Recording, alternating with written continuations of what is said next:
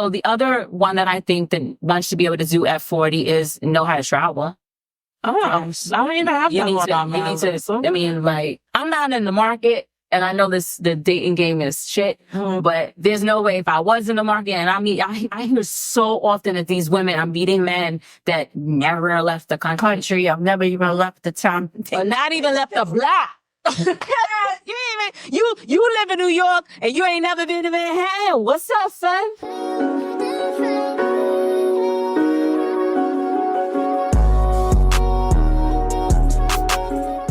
Welcome to another wonderful episode of Not Your Average Aunties.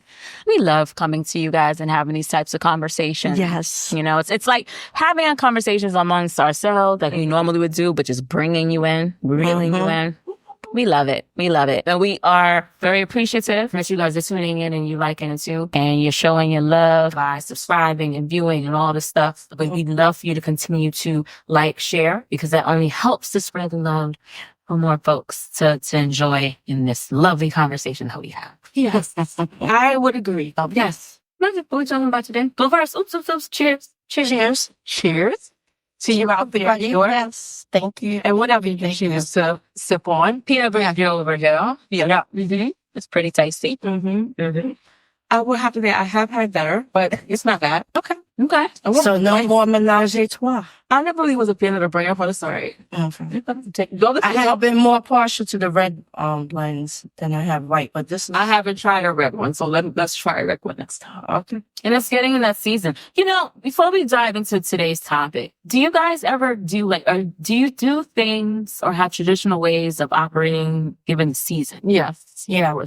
Okay, so let me take it a step further as it relates to like libations.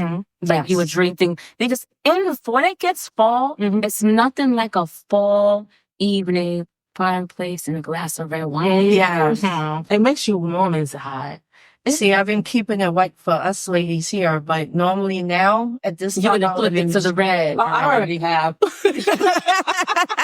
Give me a cat. Yes. It's crazy. Oh, a Malbec. Oh my gosh. So Malbec. Ross. Yeah. I've been drinking my whiskeys, right?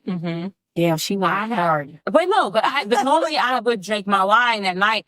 I haven't had wine. I'm having wine with you guys. I don't even have a bottle in my house. Yeah. That's crazy. I think cocktails are year-round drinks, right? I don't think cocktails are like seasonal, right? I'm just saying there, for sure, mine is definitely more seasonal. Yeah. So, you want light and crisp and during the summertime. Yeah. So they're a little bit more full body, full and winter. It's lovely. Yeah. It tells you the festivals and Music, a little tunes, Yeah. As you saw when you came in. Yeah, so that would build you something, and just dim light. It's just something. Sure. Sex be so chill. Yes. Grownish. Yeah, and you don't even have to be doing it with nobody but yourself. No. It's just and then a candle. Yes. Candle. Had that popping last night. Oh yes, it's Lotus Amber. Hey. Yes. For sure. If you haven't burnt the Lotus candle, Lotus Amber. Ambers. Excuse me. So it's in flame. Lotus Ambers candles. She likes to say ambers. It's okay. Yeah. Look like Laura Villa when she says, It doesn't matter. Her candles are the bomb. I love her. I love me some gorilla. Yo, right now, you gotta add the on her. She's interviewing. Yeah, man. She said that Memphis twang. Yeah, it's just like people from Baltimore. They sound a certain way. She just tried to do the accent. She got it. She close. No, close. Yeah, but she got that when she go dispute. I'm like, it's like on everything she says, but I love it. I love it. And I love her. Her album is definitely on her. The aunties support her right now. We digging that album, right? That whole of the song. I'm not agree. Yeah. We loving it. We love it, baby. You better go on, baby. I'm not feeling hip check, but I'll catch up. No, catch up, because that it's a no, she is. I just it's 90. It's 5. What? No, aunties are not right now. Go get it. No, where the hell's it go? I gotta hear it. Gonna play. It's Friday night. It's 95 degrees. I ain't got no nigga. Ain't got me. Yay! Let's go, baby girl. Do your thing. Yeah. We loving it. And Yeah, but hold on. That's my joint. What? Oh, you just started. Me and my niggas got started. Yeah, I know that shit. I better go step on David Garden. Hey, I got bands for the votes. I got bands for Yes. Okay. You gotta get with it, baby. yes, I will. I'll play it after. But back to this topic. Things that you should know by the time you're 40. Behind the times. There's a lot of things that us women we need to know by the time we're 40 years old. If you're fortunate and you don't know, we're here to tell you from our personal opinions of what we think you should know by the time you're in your 40s. Yeah. So I guess I'll kick it off if no one else wants to kick it off. But I'm gonna say you should know what you like and dislike in a partner. Yes. You should know. And for that to happen, you gotta know yourself. So you should know yourself by your 40s. You should, and not only know yourself, but don't be afraid To be yourself. to be yourself, and to also renew and evolve and learn and do other things. Like you shouldn't be afraid to reinvent yourself. Oh, yeah. You know what I mean? So those are definitely by the time you're 40, you should have a good run with that stuff. Yeah. And all knowing what we all should. You're gonna make mistakes, but you should have learned from those mistakes. And you should be in a space where you're not repeating those same mistakes. Because now it's all about progressing forward. Been there, done that. What am I gonna do next? Yeah. Our personal opinions, because some people in their 40s, they still ain't got it right. Now, listen, that's okay. That's where you're at. People grow a little bit later, but we're telling you from our personal perspective, what we think we should know by the time you're in your 40s. Yeah. I personally think you should have a signature look. You should know what that is. Yeah. And it may change. It may shift and change. I should. I feel like I'm figuring it out now. So I'm a little bit late to the game on that. I'm figuring out what my look and style is. So okay, let me define it a little bit better. What I mean by signature look is just even on like when you come outside, even in the way you present yourself, even with makeup or not, or no makeup, whatever, like you're going out and just going to the store, there's a certain look you should have. Yeah. So- sweats and sneakers. Okay. So that's something to be yours. Okay, so when I think about that, so my mom, when she left out the house, the one thing that she had to have was her eyebrows had to be filled in and her red lipstick and earrings. Red lipstick. Red lipstick. She hold up her lips. Because I put my lips on. Okay. Yeah. And it was red lipstick. That was up there. And outfit, I guess I'll go with the outfit. But That's what I mean by signature. Yeah, So that's what I'm getting at. So I'll even go a step further. I'm gonna see if you even remember. She probably don't, because she met me. For those of you who don't know, I was a teenager.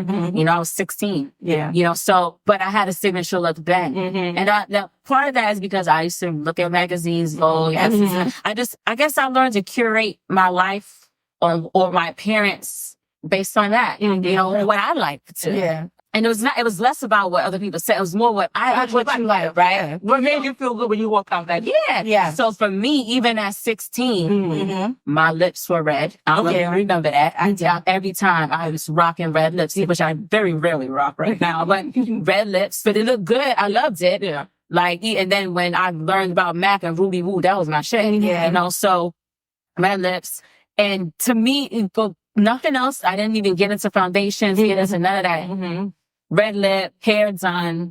That was my lip. Yeah. Okay, so understanding what you mean by that. So I'm similar to my mom. Not necessarily your red lips, but definitely filled in eyebrows, earrings, and mascara. I didn't really start getting into the makeup until later on in the game. Same. I'm like years without. Same. And this is my set. I try to keep it as natural and light as possible. Yeah, I say have all that cake. But there's something to me about having my eyebrows filled in. And if I don't have earrings on, I feel like I'm naked. Yeah, that's I will never walk out. Yeah. My earrings. As the one of my door knockers. Yeah.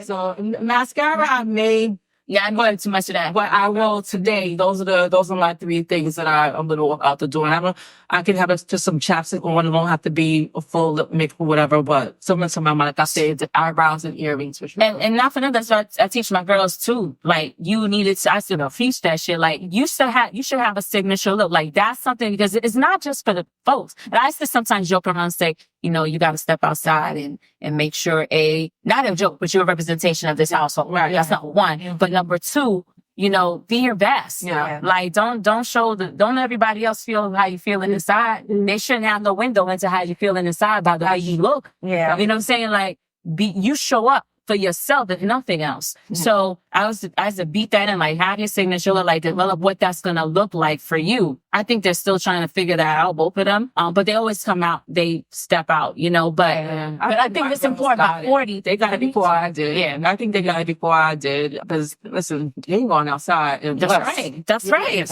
And that's what I love that. Me too. Me too. And my sneakers and sweats, you know, that's always matching. And That was your thing. Sneakerhead. That was your thing. And the other thing is always coordinated. But yeah, she always had, it don't matter. No She had matter nails. what, my nails was always on point. So that was one coordinator out the city. That's right, coordination. I lived on the rock.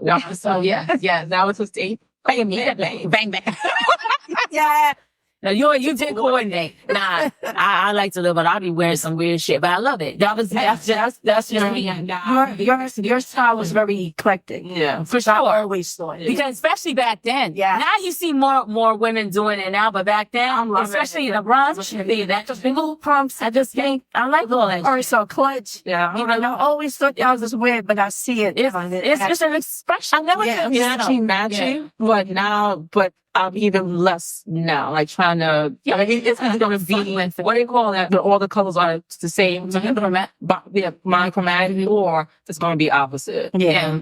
And I love a good juxtaposition with clothing, you know, so I would say have your signature look. I would also say, by the time you're 40, you should learn how to communicate properly, and different styles of communication. Yes. By the time you should have that down. Communication. You know, based on who your audience is, you should have a flexible style, especially if you're trying to get something. I'm still working on that. Listen, it's okay. And like I said, we all grow. You all grow, you evolve. So we're not saying these are hard, but you should be, at least trying to work towards it. I Yeah. will say this. I know how to turn it off and on when I'm at work. I've gotten a lot better at that. But I still struggle with toning down my true self to appease other people's feelings. well, probably, would you call that code switching today? That's what it's kind of. Okay, so some element of what I'm saying, maybe code switching, but just to adjust what you're saying to appease other people. I'm not saying appease. I'm saying to adjust the communication style so that whatever you're trying to communicate, it is more digestible and understandable by the recipient, so that ultimately the outcome that you're looking for, you're going to get based on how you deliver it, because they're like, I see what you're saying. It's not to appease them. It's for them to understand you. Be receptive to Now, the same. now hold on. Now, if you see that they are bucking back and they stand in their ground, sometimes that's different. Report, yeah. or report your ass. She knows that. Fucking Karens. But if you see that, real talk, if you see that they're bucking back, standing their ground, it may be that they understand what you're saying, but they're like, fuck you, I don't care what you're saying. Exactly. Or it could be that they don't even want to hear what you're saying, so that they're going to stand their ground. In that case, that's a little different. But at least try to flex those different styles of communication. That's what I'm saying. So I have a story. It was brought to my attention recently that I had made a comment that made someone upset or I hurt their feelings. So I'm at work and my comment, because of what I was saying and what we were talking about, I said, look, guys, you guys are just making my head hurt with all this paper. Okay. Someone took offense to that and was Crazy. upset But okay. and ran into the executive director's office and made a comment about it. Not reporting me anything, just making a comment that I hurt their feelings, because it was almost as if I made them feel like they didn't know what they were doing because they were printing off so much paper. Yes. I have the same kind of like. And I said it in a joking manner. I didn't say yes. I don't want to understand how that's offensive, but two, I really don't know the work environment is, but it's very strange that somebody said. So I was told I need to be mindful my audience and how I say it. And okay, let's go back to it. I remember you telling me when you first got to this place that everything was paper. yes. You're not from that era anymore. No. More digital. So maybe the fact that they are used to being paper, that comment probably came up like, what the hell is she talking about? So how we've been doing things all along. And again, I'm not defending her. I still feel it's not an offensive comment, but maybe it's because that's the way they've been doing it all along. Mm-hmm. And by making that comment made them probably feel, to your point, like they said they didn't know what they were doing. But it would have been different if I said it in a serious manner and stuff. We were joking and talking and just going over things. Mm-hmm. I didn't say anything malicious. I didn't say it, hard. The way I said it was, I was like, look, guys, you guys are making my day do don't understand me. And I laughed behind it. One of them laughed with me, and then she started laughing. So I just assumed. Maybe she called and switched. Maybe she started laughing because she thought she should laugh because everybody else was laughing. Maybe she but then, on you. And that's telling me now that I have to be phony, and that's where I'm struggling with. Why do I have to tone down me to appease other people's feelings? And especially if I'm not coming at you rah-rah Yeah. and saying it in a... I think so this is just me being analytical. It's deeper than the paper situation I think so too. with that person. Mhm. But something you might have They struck feel with the her. boys. Yes. Yes. Something you struck in that There's person. an age barrier as well. And she automatically rendered a decision in her head that she's threatened by you, although she would never admit that Mhm. in those words. But she already has a preconceived idea about who you are based on whatever she saw. So she's using the paper and anything you say moving forward as a mechanism to. That's not just the fucking That's paper. how I thought when it was brought to my attention. So Yeah. it was just suggested. And so I asked for feedback on how I can coach going forward, because there is an age barrier. And they did say pretty much the same thing, and just be mindful of your comments. Listen, at this point, all you got to do is, interact with her just based on the job. Hey, how you doing? How was your weekend? Great. Love you.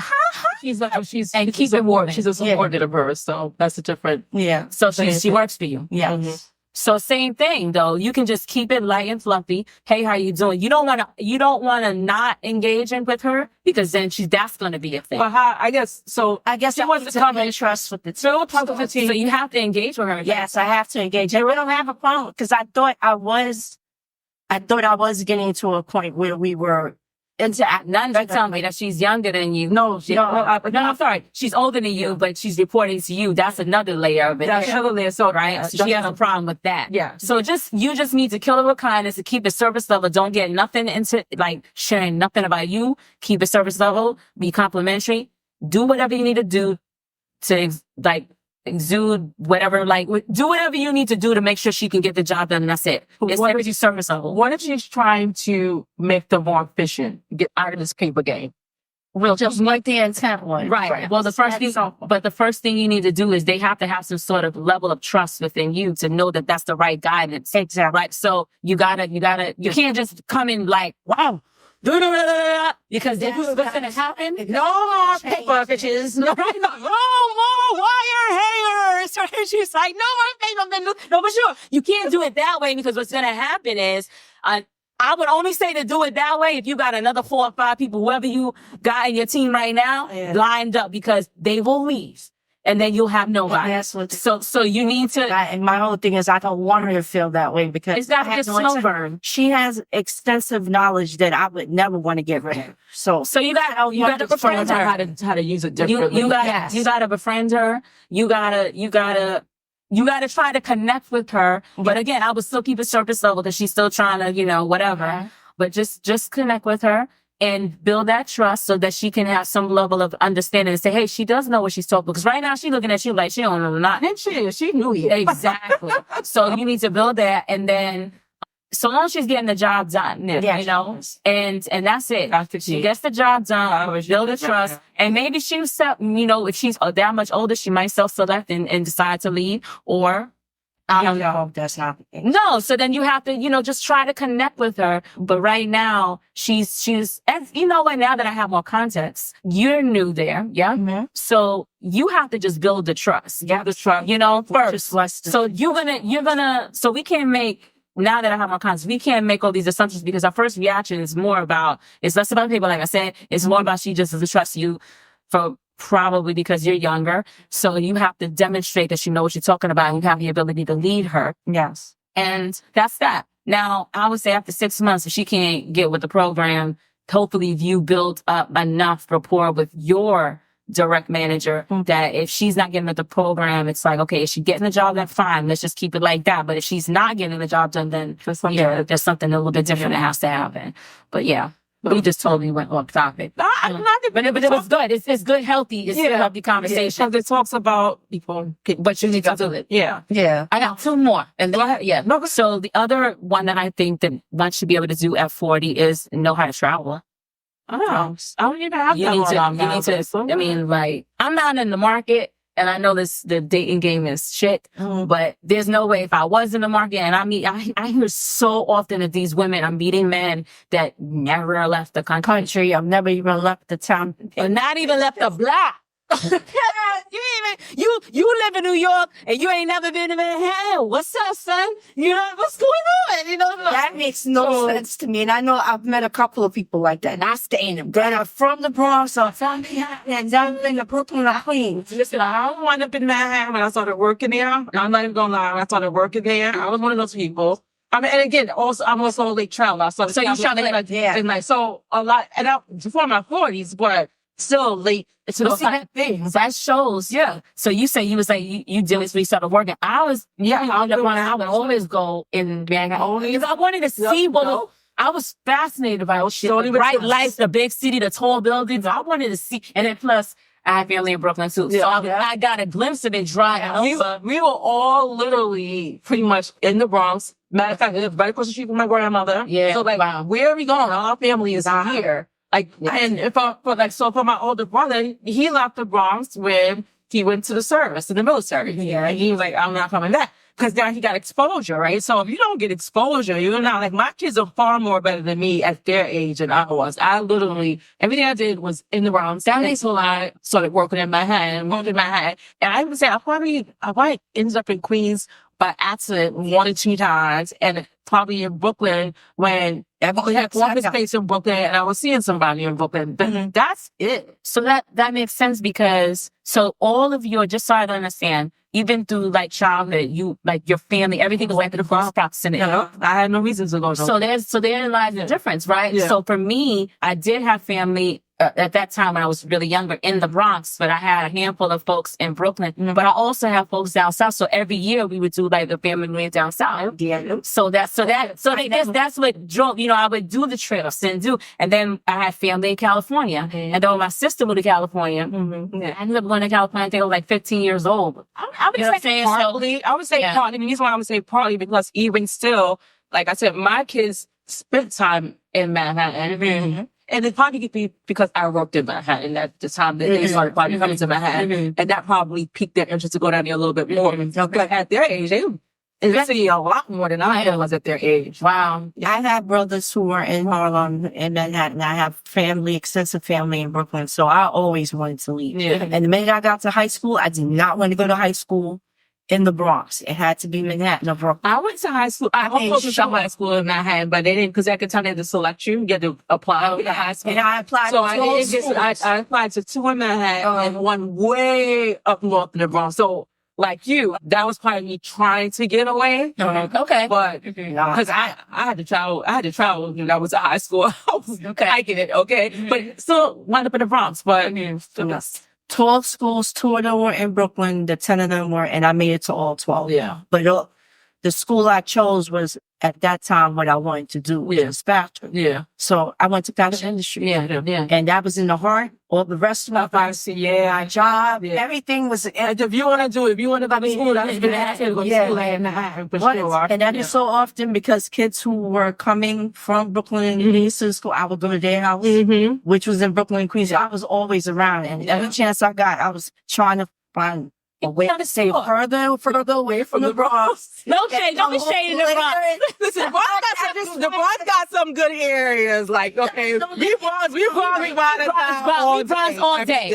Bronx all day. Never discounts the Bronx, but I mean, yeah, all my family and friends are all in the Bronx. But even so for me, I guess again, I just believe that by the time you're 40, you should travel somewhere. somewhere. Get some exposure. I agree with that 100%. Because when you travel, you learn things. You get more exposure to different ways of living that you are not, then you learn that everyone doesn't think the same. Everyone doesn't operate within your own radius. Yeah. So you start to learn, oh wow, this is bigger than just what I've been exposed to. But that's in traveling and work experience. I don't know. Yes. My work Yes. experience of different cultures and stuff. Yes. In my immediate surroundings of growing up. But I travel. I agree 100%. Travel, and if you meet somebody that ain't never been out the Bronx, you can expose them to stuff. But you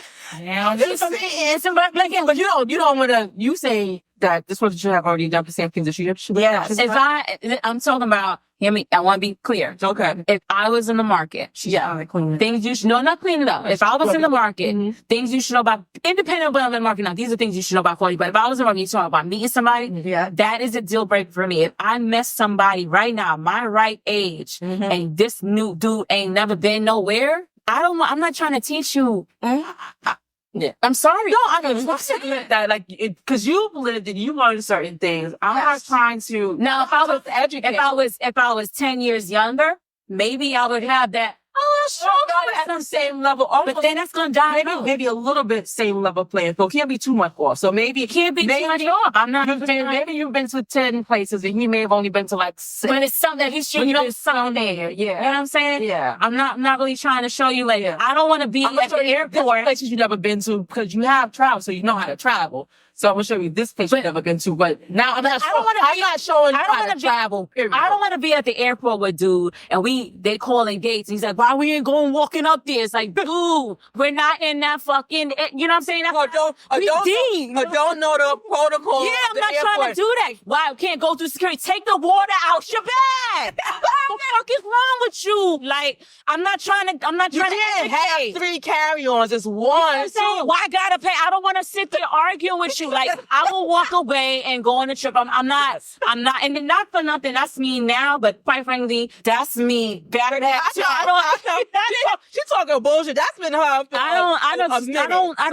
can't. Nah. I've met 2 people recently within the past year. One has, and mind you, this person is 60. Pay the planes. Doesn't look 60, but he's 60 and has never left, the 5 boroughs. With family all down south, never went. I just find it extremely. What's the reason? So he's never not interested. And he wasn't interested. So that made our conversation short and sweet. That was one. He didn't want to leave. So I said, I was actually willing because there's places I still haven't been.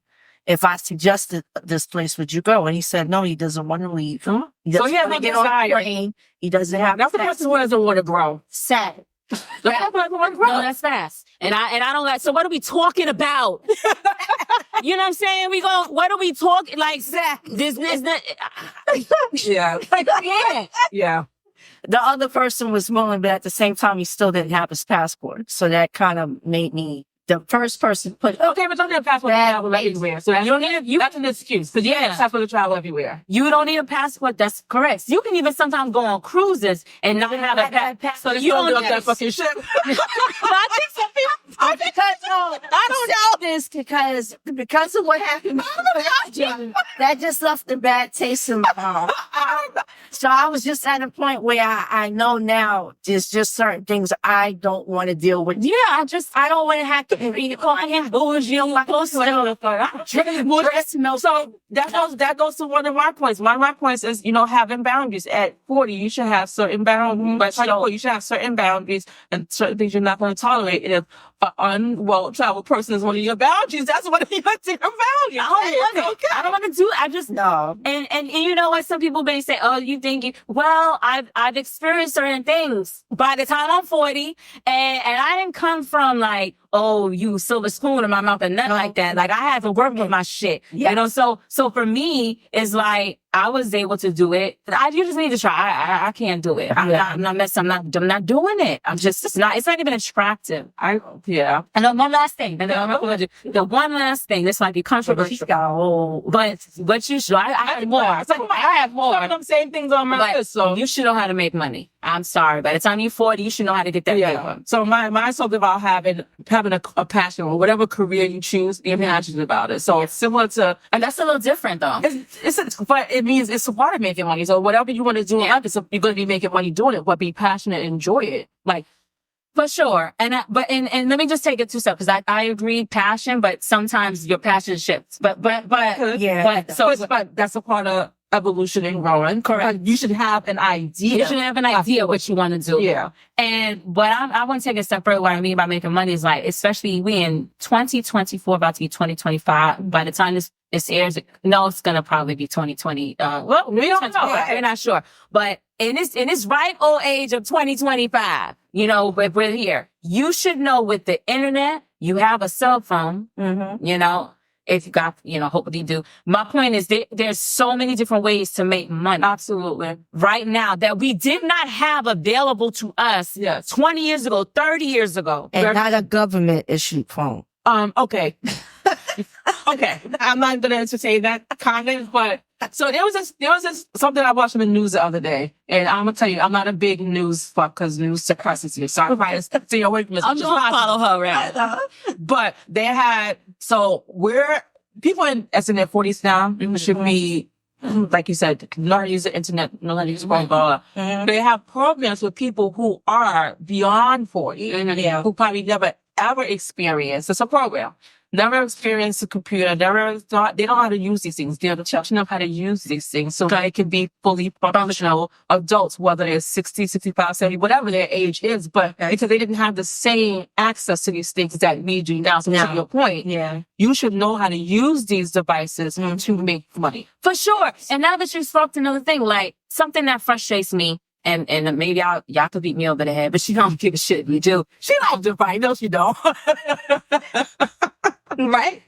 No, but there are like I got an aunt that's 80 plus and she be on Facebook. Okay? Doing that. She ain't on TikTok or nothing like that, but she on her Facebook and she does her thing. Ain't over 80, right? I got another aunt that's over 70 and she knows Instagram, Facebook, all the different WhatsApp. Like she knows how to naturally, she's also well traveled. Yes. You know, so But they need to know. you need to know. So when you are those ages and there's people on Threads, all these new apps, my point is they're in it. They need to know because this is how we're moving. And the scammers, they need to know how to They need to know how to deal with this. Scam. Oh, that's a big one. So that they don't get the call from Bobby talking about, you know, there was cocaine in your car and all that bullshit, you know, and say, give me your social, can you repeat your social security? I mean, so they can understand that. Like, I never want to be, and this is why I'm a big advocate of people adopting technology and not being afraid of it. Because I will never be, I do have a concept, but that's besides the point. I've always been I always loved technology and progress, you know, everything. But I know I don't want to be that 60-year-old, that 70-year-old, that 80-year-old, or even 90-year-old. Like, can you help me? Like, going to a stranger asking, I'm not gonna do that. asking your kids to help you to. Because listen, I'm a proponent. No paper. Not saying that they can't get you online too, but the more paper you have, the more bills you have coming out with your name and account number on it, they're gonna get your ass. Yeah. So I'm not saying they can't do it because they're always one step ahead. But take the measures. So people get rid of the paper. If you can do it online, do it online. Yes. Listen, I'll take it another step further. Just an example for you. Listen, if you get a text from the U.S. Postal Service, they couldn't deliver your package. Click this link. Don't click that link. No, The post office is not texting you. I promise you. Don't The big one is text messages you don't know. Don't click on those links. Nothing. Put that shit in the If you get an email from a company and it's got a Gmail, baby, that's bullshit. that ain't the company. And Okay? the big one is when they call you to tell you your utility bill is about to be cut off, you need to send us money. Especially through one of those apps that you send money with. Don't do it, baby. Don't do it. Don't click on nothing. Hey, Don't even get to them anymore. Hang up the Anyone. phone. those are the electronical ways that the force is trying to get. Yes. Now they But they're get recording you because you're getting freaking paper in the goddamn mail. Yeah. Stop the shit. All right. So that was mine. I'm done. But you should know how to make money.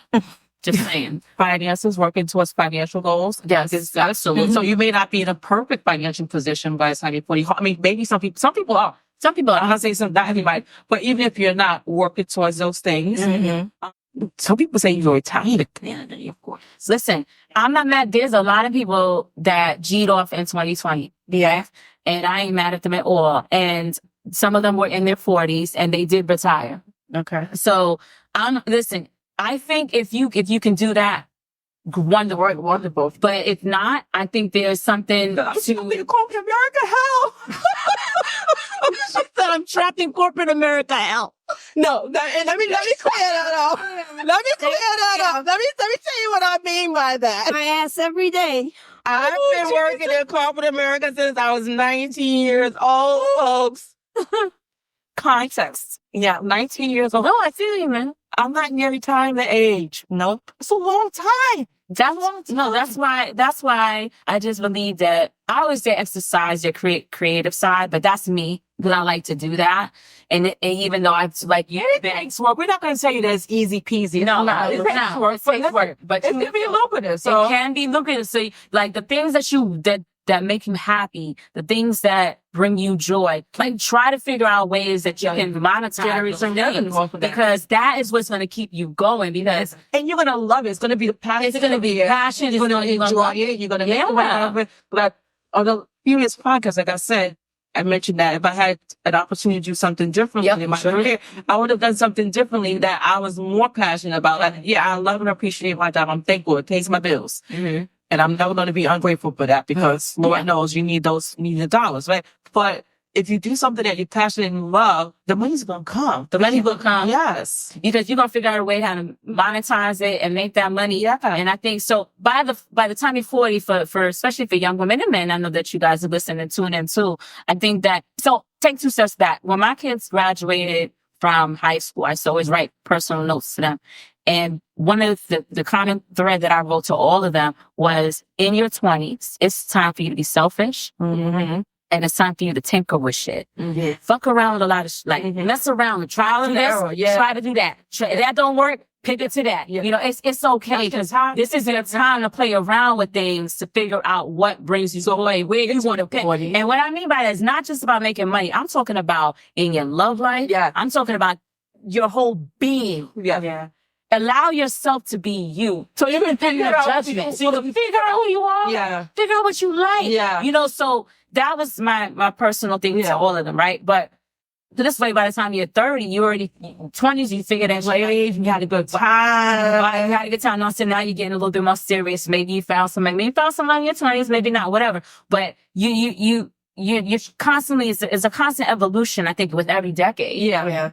Because I would also say, even things you know in your 40s, you should still be willing to learn and grow. Absolutely, all the time. Every time. And beyond. Like, yes. there's no stopping you from learning. I don't care how old you are. But you said, you said, At complain, you will learn something new every single day and be open to you know. it's fun. It's exciting. And I don't know. I think, listen, you just it'll help you be more fulfilled in life. That's just me. See, we know better now, but I guess us coming up, our lifestyles and how we were raised was different.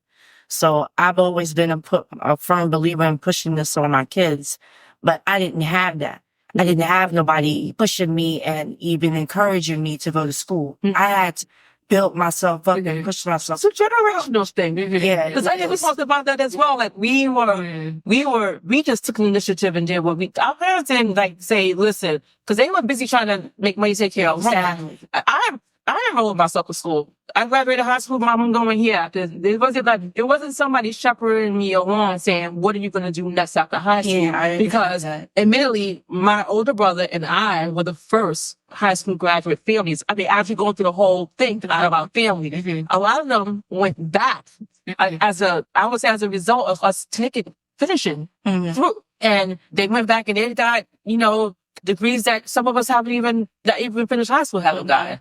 So I think it's a generational thing. It's a cultural thing. It's where you were raised at all the time and stuff like that. So I'm like, I'm a lazy college graduate. So it's a little bit different for me. Yeah. I think that within my family, there's this expectation that she was going to college. Mm-hmm.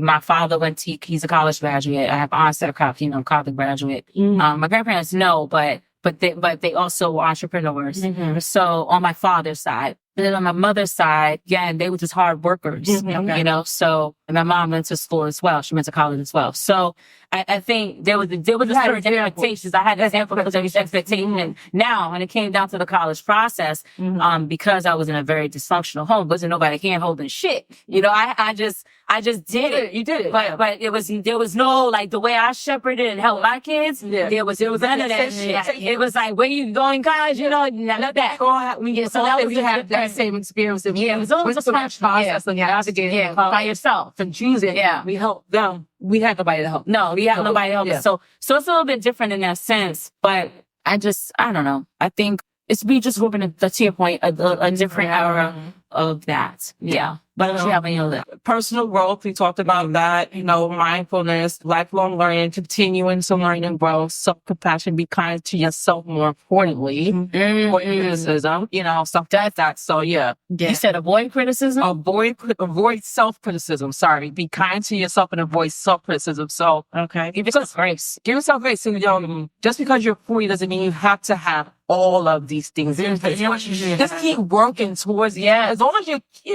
continuously putting in the effort, it's going to happen. Yeah. So a lot of the things that we talked about may not all happen at 40. It can happen at 42, 43, whatever. Don't have to put there. It can happen, and it can happen earlier. So it's just the point is just to keep working towards that. Be open enough to say, okay, these are the things that I strive for, and I'm going to continue to work, and just make those plans. And Yes.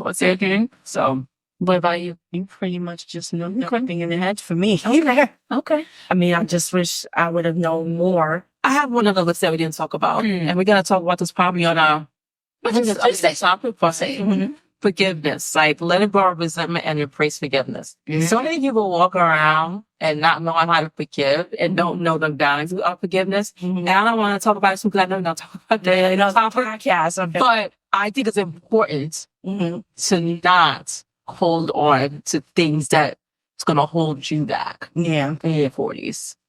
And that can be forgiveness. That can be other things. You know, not just forgiveness. Whatever is holding you back, release it so you can move. I like that better. Yeah.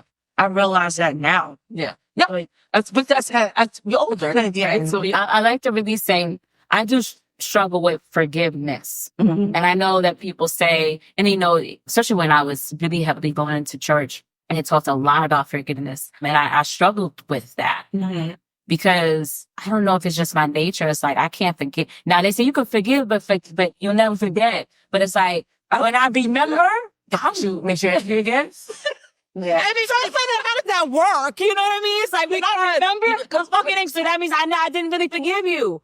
I'm fucking angry. I'm still mad. Yeah, if it's You know what still, I'm saying? if it still evokes that emotion in you, then maybe you haven't really forgiven. No. So I think forgiving and never forgetting is important because never forgetting part allows you not to put yourself in that position again. That's the not forgetting part. That's seeing the red flags sooner rather than later, because a lot of times the things that you experience and have and working towards forgiving is you didn't see certain signs. And now you can remember the things that led up to this thing that made you so angry and that you're struggling to forgive. Like, I'm not going to deal with that again. I'm not going to put myself in that position again. I'm going to see the signs hopefully earlier because you didn't forget what happened or how you got there. For sure. But you may not do that in your 40s. Now that we're going to sit here and talk about this. It took me a long time for childhood trauma for me to actually forgive now. It's a process. It's not easy. And it's not easy. So you know what? Because this is a heavy topic. We love y'all for tuning in. Y'all the best. We're going to continue this forgiveness conversation. We want to continue to forgiveness conversation. Tune in. It's very important. As you can see, I'll be tough. She ready. I'll be tussling away. So tune in. Thanks so much for tuning in. Thanks so much for your subscribes, your likes. I see your shares. I appreciate all the shares. And really, I hope you get something from this. And continue to elevate and grow 40 and beyond. Yes. Cheers.